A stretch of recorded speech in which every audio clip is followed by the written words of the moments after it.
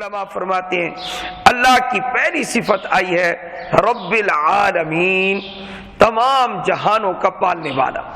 یہ عالمین یہ جمع کا صیغہ ہے، اور اس کا جو مفرد ہے وہ ہے عالم۔ عالم عالم چونکہ بہت ہے اس لیے اللہ تعالیٰ نے جمع کا صیغہ ذکر کیا۔ کل میں نے اشارہ کر دیا تھا کہ حضرت ابو سعید خدری رضی اللہ تعالیٰ عنہ ارشاد فرماتے ہیں 40,000 جہان ہیں۔ حضرت مقاتل رحمۃ اللہ علیہ فرماتے ہیں 80,000 جہان ہیں۔ تو اللہ کے علاوہ کسی کو معلوم نہیں ہے کہ کتنے جہان ہیں۔ لیکن ایک بات یاد رکھیں کہ عربی لغت کے اعتبار سے عالم یہ خاتم کے وزن پر ہے، فاعل کے وزن پر ہے۔ اس کا معنی ہوتا ہے پہچان کا آلہ۔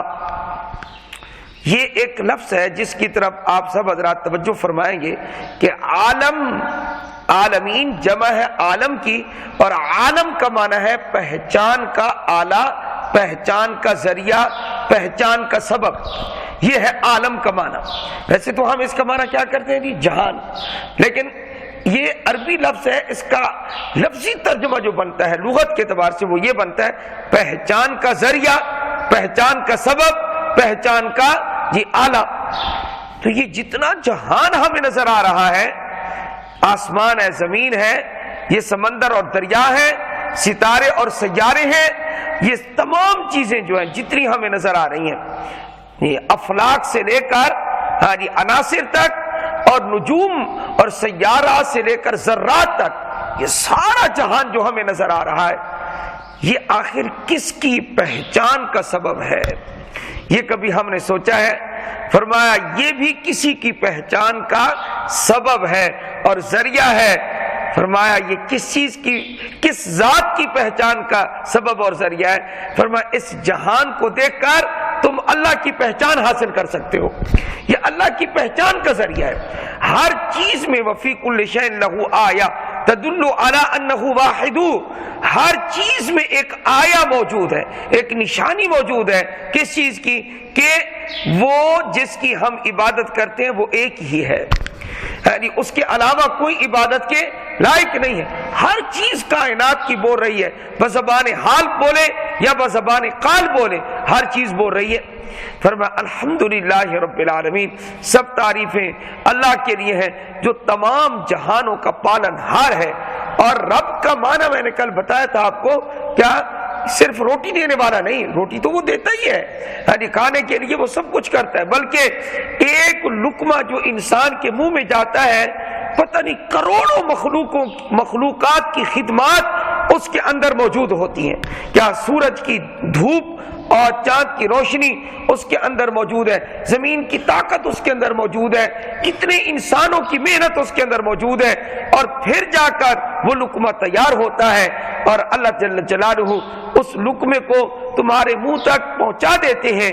والحمدللہ رب العالمین، سب تعریفیں اللہ کے لیے ہیں جو تمام جہانوں کا پالنے والا۔ ایک ایک لقمے پر اگر آدمی سوچے تو کتنی مخلوقات کی محنت اس کے اندر شامل ہے، چاند کی، سورج کی، اور اسی طرح کسانوں کی، مزدوروں کی، اور اسی طرح گھر میں آپ کی بیوی ہے، آٹا پیسنے والے کی، اس کے اور بیوی کے، عورت کے آٹا گوندنے کی، پھر پکانے کی، پھر آپ کے سامنے وہ کھانا پک کے آ جاتا ہے، اور وہ لقمہ کتنی محنتوں کے بعد آپ تک پہنچتا ہے۔ کھانا روٹی تو دینے والا ہے ہی، لیکن رب کا صرف یہی معنی نہیں، بلکہ رب کا معنی تو یہ ہے کیا کہ وہ تدریجاً آہستہ آہستہ آپ کو کمال تک پہنچا دیتا ہے۔ آج جو سمجھ ہے آپ کے اندر، کیا جب آپ بچے تھے تو آپ کی سمجھ اتنی تھی؟ نہیں، بلکہ آپ کو اللہ نے کہاں سے کہاں تک پہنچا دیا، یہ کتنا دماغ وسیع کر دیا، کتنی سوچ وسیع کر دی، اللہ نے کمال تک پہنچا دیا۔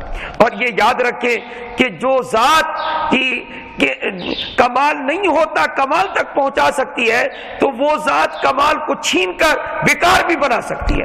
تو وہ اللہ تعالیٰ کی ذات ہی ایسا کرتی ہے، دماغ بالکل فارغ، کبھی کام کرتا ہی نہیں ہے، یعنی چیزیں بھول جاتی ہیں، نسیان کی بیماری ہو جاتی ہے، ایسی صورتحال بھی ہو جاتی ہے جس کو قرآن کریم نے ارذل العمر کہا ہے، نکمی عمر کی طرف ہم لوٹا دیتے ہیں، لکئی لا یعلم بعد علم شیئا، تاکہ یہ ایسا ہو جائے کہ جاننے کے بعد کچھ نہیں جانتا، ایسا بن جائے. اور انسان ایسا بن جاتا ہے کہ سب کچھ معلوم ہونے کے بعد بھی پتہ ہی نہیں چلتا.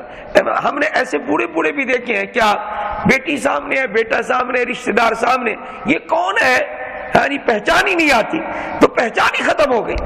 حالانکہ وہ قریبی رشتہ دار ہے لیکن اب پہچان ختم ہے. تو جو اللہ کمال تک پہنچا سکتا ہے وہ کمال کو چھین بھی سکتا ہے، سلب بھی کر سکتا ہے. البتہ علماء نے اس بات کی تصریح کی ہے، جو آدمی قرآن کریم پڑھتا رہتا ہے چاہے اس کے باقی اعضاء کتنے ہی کمزور ہو جائیں لیکن اس کا دماغ کبھی کمزور نہیں ہوگا. یہ قرآن کریم کی برکت ہے.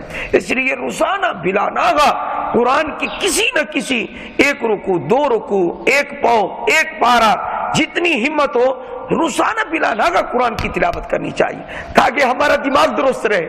برکت تو حاصل ہوگی لیکن ہمارا دماغ بھی ایسے کیا رہے گا، تر و تازہ، روحانیت بھی ہوگی اور ہماری سوچ بھی صحیح رہے گی.